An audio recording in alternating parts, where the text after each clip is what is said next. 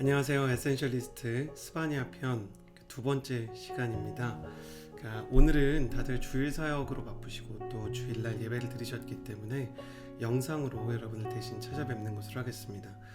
스바냐도 그렇고 히브리서도 그렇고 에센셜리스트는 내일 본문을 미리 저희가 전달해 주는 것을 목표로 합니다.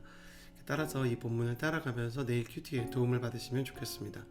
오늘은 결정적 순간이라는 제목을 가지고 은혜를 나누려고 합니다. 승패를 가르는 결정적 순간, 결정적 기준이 있죠. 2018년에 러시아에서 월드컵이 있었고요. 그때 정말 놀라운 일이 있었습니다. 세계 랭킹 1위 독일이요, 대한민국과의 월드컵 경기에서 패배하면서 조별 예선에서 떨어져 버리게 된 것이죠. 바로 이 장면이 손흥민 선수가 독일 골문으로 두 번째 골을 넣는 장면입니다. 90분 내내 사실 주도권을 쥐고 시종일관 상대를 몰아쳤던 것은 독일이었지만 승리한 것은 대한민국이었습니다. 이유는 간단했습니다. 축구는 기술이 아무리 뛰어나도 골을 넣어야 승리하기 때문입니다. 승리와 패배를 가르는 기준이 있습니다. 축구의 경우는 골이고요. 영적인 세계에도 승패를 가르는 결정적인 순간과 기준이 존재합니다. 오늘 우리가 나눌 스바냐서의 말씀은 그 기준에 대해서 이야기를 하는데요. 스바냐서 1장 14절의 말씀을 같이 한번 읽어보도록 하겠습니다. 여호와의 큰 날이 다가오는구나. 가까이 왔으니 곧 올 것이다. 여호와의 날의 소리는 비통할 것이다. 용사들이 거기서 울부짖을 것이다. 여기서 여호와의 큰 날, 여호와의 날이라는 그 표현에 여러분 주목해 주시겠어요? 여호와의 날이라는 표현은 특별히 그 예언서들의 공통적으로 나오는 표현 중에 하나입니다. 이사야, 예레미야, 요엘, 아모스 등 선지자들이 공통적으로 예언하고 경고한 이 결정적인 순간 여호와의 날을 이해해야 하나님께서 인간을 평가하시고 인생의 가치를 달아재시는 그 기준을 배울 수 있게 되는 것입니다. 여호와의 날이란 The Day of Jehovah, 절대자이신 여호와 하나님께서 인간의 역사에 찾아오셔서 주도적으로 그 역사에 개입하시고 그 역사를 이끌어 가시는 날입니다. 특별히 예언서에서 여호와의 날은 하나님의 심판이 임하고 하나님께서 개입하셔서 멸망이 임하고 하나님의 주권이 드러나는 날을 의미했습니다. 근데 중요한 것은 하나님께서 여호와의 날, 그 심판과 그리고 어려움을 주시기 전에 예언과 경고의 예언자들 그리고 말씀들을 먼저 보내신다는 겁니다. 제가 반복해서 드리는 메시지들이 있는데 영적으로 중요하기 때문에 그렇습니다. 하나님은 옐로우 카드 없이 레드 카드를 꺼내시지 않으십니다.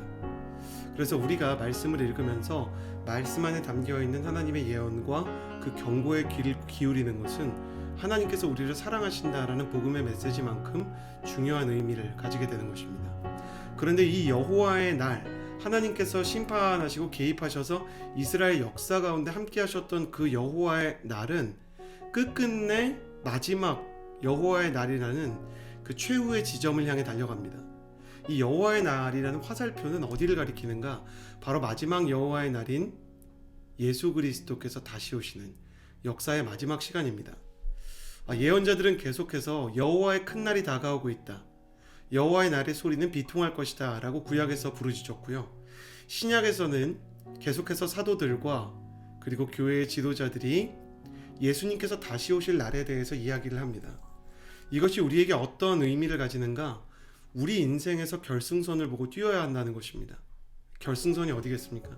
예수님께서 다시 오시는 순간 예수님께서 우리의 삶에 대해서 평가하시는 날입니다. 맥스 루케이도의 예수님처럼이라는 책에서 그런 얘기가 나와요. 어떤 사람이 골프를 쳤는데 기가 막힌 샷을 쳐서 홀인원처럼 뛰어난 성공을 거둔 거예요. 그래서 그 사람은 너무나 기뻐했는데 주변 사람들은 다 탄식을 지으면서 안타까워하더래요. 왜 그랬냐? 그 사람이 멋진 플레이로 몇 번 안 돼서, 골프는 이제 컵에다가 공을 넣어야 되는 경기 아닙니까? 공을 넣었는데 안타깝게 다른 홀에 넣었기 때문입니다. 골프는 18개의 홀이 보통 있잖아요, 한 게임에.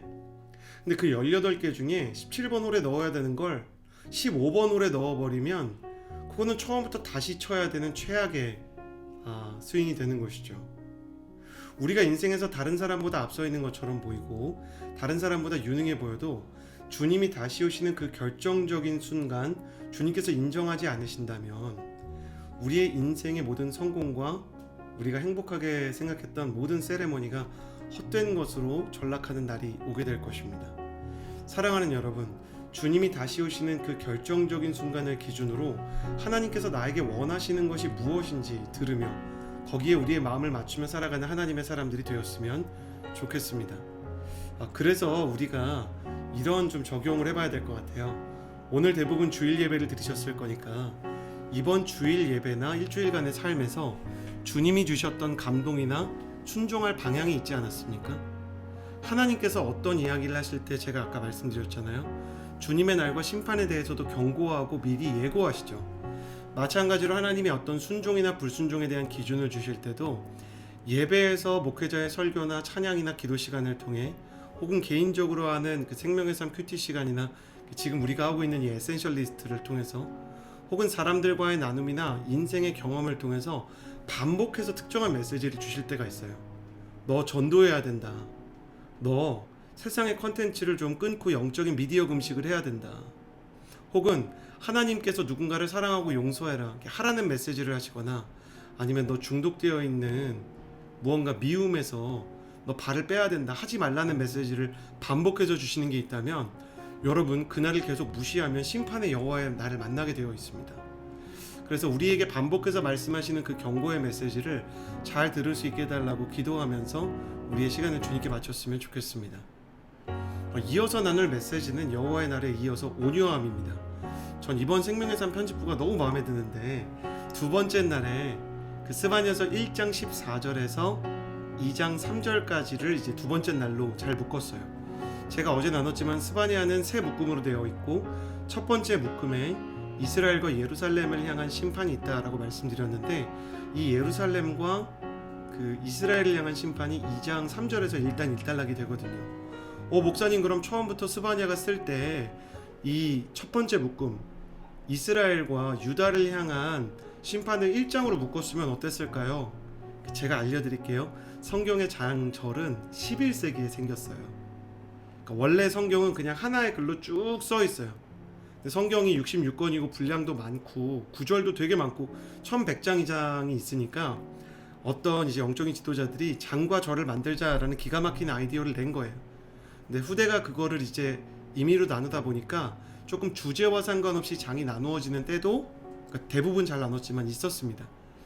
그래서 스바냐는 2장 3절까지를 1장으로 보는 게 더 자연스럽고 첫 번째 묶음으로 보는 게 자연스럽다 이렇게 생각하시면 좋겠어요. 2장 3절에서 그 첫 번째 묶음의 마지막 구절에서 여호와의 날이 임하고 그 중간에 계속 심판이 있을 것이다 라고 말하다가 이 땅의 모든 어떤 사람들아 온유한 사람들아 여호와를 찾아라 그분의 공의를 행한 사람들아 의를 구하라 온유함을 가하라 그러면 여호와의 진노의 날에 혹시 너희가 피할 수 있을지도 모른다 라고 이야기합니다. 근데 여러분 이상하지 않으세요? 온유한 사람이 심판을 피한다?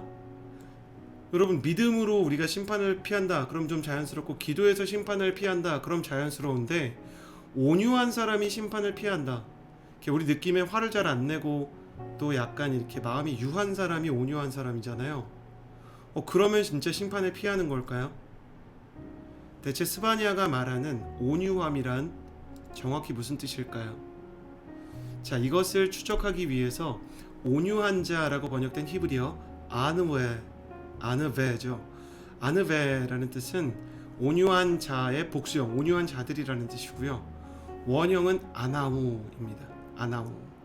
자, 여러분 여기에서 여러분이 잘 듣고 있는지 제가 이렇게 그 퀴즈를 낼 거예요. 퀴즈는 아니고 그 댓글에 이 아나우를 쓰시는 분들 아나우랑 자기 카카오톡 아이디를 써주시면 추첨을 통해서 저희가 선착순 몇 분이랑 또 추첨을 통해서 저희가 상품을 드릴게요. 그러니까 정확히는 선착순 그 2등까지 기프티콘을 보내드리고 특정한 숫자 그 밑에 있는 것들 중에 특정한 그 숫자에서 저희가 또 뽑아서 그 추첨을 통해 선물을 드리겠습니다. 아나우와 카카오톡 그 메시지 써주세요. 아나우는 어떻게 쓰였냐면 시편 17절 이사야 29편 19절 그리고 개역 한글판에서 사실 스바냐에서 여기 나오는 온유한 사람들도요 사실은 이제 그 개역 성경에서는 겸손한 사람으로 번역이 되어 있어요. 겸손한 자, 온유한 사람으로 번역이 되기도 하는데 사실은 더 많이 쓰인 게 가난한 자, 빈곤한 자, 가련한 자입니다. 그러니까 이 사람은 겸손하고 온유한데 왜 겸손하고 온유하냐면 실제 가진 게 없으니까 겸손할 수밖에 없는 거예요. 겸손한 사람이라기보다는 겸손할 수밖에 없는 사람이 아나오입니다. 이해가 되시죠? 가진 게 없으니까 자랑할 수 있는 게 없는 거예요. 능력이 없으니까 온유할 수밖에 없는 사람이 아나오인 것입니다. 저는 이 아나오에 대해서 이런 별명을 붙여주고 싶어요. 아나오는 빈손의 은혜다. 하나님의 은혜는 빈손에 임합니다. 여러분 손이 가득 차 있고요. 들고 있는 게 막 가득하면 하나님께서 은혜를 주시려고 해도 그 손에 은혜를 주시기가 어려운 것입니다. 하나님의 은혜는 빈손에 임하고 하나님의 축복은 빈 그릇에 채워지는 것입니다. 할렐루야. 그래서 하나님께서 계속 축복하시는 이 구약의 사람들은 고아와 과부와 같은 사람들이고 신약에서는 세리와 창녀와 같은 사람들인 것이죠. 그래서 우리가 하나님의 심판을 경험할 만큼 하나님 앞에서 연약한 자라면 우리의 기도 또한 이래야 할 것이에요. 여러분 영상으로 보고 있지만 이 기도를 기록해 주시고 따라해 주시겠어요? 주님 저를 아나오로 빚어 주옵소서. 주님, 내가 주님 앞에서 낮출 수밖에 없는 아나오가 되게 해주십시오. 오직 주님만을 의지할 수밖에 없는 아나오.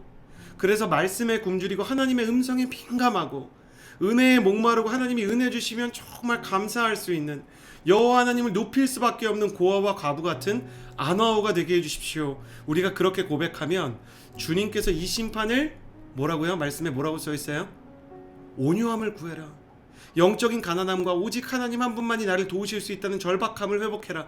그러면 여호와의 진노의 날이 임해도 그 여호와의 날과 심판이 임해서 하나님의 역사, 그 하나님의 심판, 누구도 피할 수 없을 것 같은 그 쓰나미와 같은 하나님의 재앙이 불어닥쳐도 너는 혹시 그것을 피할 수 있을지도 모른다 얘기하는 거예요. 자, 주님을 향한 가난함과 빈 마음이 있습니까? 그 가난함과 빈 마음을 어떻게 증명할 수 있겠습니까? 하나님을 향한 목마름을 담아낼 예배와 묵상의 시간을 만들어 놓는 것을 제가 축복합니다. 제가 좀 권하고 싶습니다. 내가 정말 하나님을 향한 목마름이 있다. 내가 정말 하나님을 향한 빈 마음이 있다. 그것은 시간의 빈 그릇, 시간의 빈자리를 통해서만 증명이 되는 게 아닌가 싶어요. 하나님을 향해서 겸손함과 온유함이 있는 사람들은 그 무력함 때문에 예배의 시간을 따로 남겨놓습니다. 하나님의 얼굴을 구하는 기도의 시간을 따로 마련합니다. 여러분 일요일 밤부터 이 영상이 올라갑니다. 아마도 여러분은 일요일 밤 오늘이나 아니면 내일 아침에 이 영상을 보겠죠. 오늘 밤 내일 아침에 그러니까 새롭게 시작되는 월요일부터 그 평일날 동안 하나님께서 나의 인생의 시간 속에 아나우의 빈 시간을 마련해 달라고 기도했으면 좋겠습니다. 또 하나님 앞에서 그 목마름을 담아내는 아름다운 아나우로 살아갈 수 있는 그 기도의 시간이 있는 여러분이 되시기를 바랍니다. 저와 여러분 모두가 주님 앞에서 아나우와 같이 목마른 사람, 겸손하고 온유한 사람이 되어서 여호와의 날이 임해도 그 재앙과 그리고 그 모든 어두움을 피하는 하나님의 사람 될 줄을 믿습니다. 기도하고 마치겠습니다. 좋으신 하나님 감사합니다. 여호와의 날, 그 크고 놀라운 날, 그 두려운 심판의 날이 오기 전에 예수께서 재림하시기가 가까운 그 시간을 우리가 바라보며 주님이 기뻐하시는 말씀과 기준의 뜻을 맞출 수 있도록 주님의 말씀과 뜻을 깨닫게 하여 주옵소서. 또 우리가 아나우임을 고백합니다. 가진 게 없는 아나우요, 죄를 짓지 않을 수 없는 아나우요, 하나님 외에는 기댈 곳이 없는 아나우이오니 우리 한 사람 한 사람이 아나우로서 고아와 가부 같은 굶주림과 목마름으로 주의 얼굴 구하는 예배자로 기도자로 살게 하여 주옵소서. 거룩하신 하나님의 아들 예수님의 이름으로 기도드렸습니다. 아멘.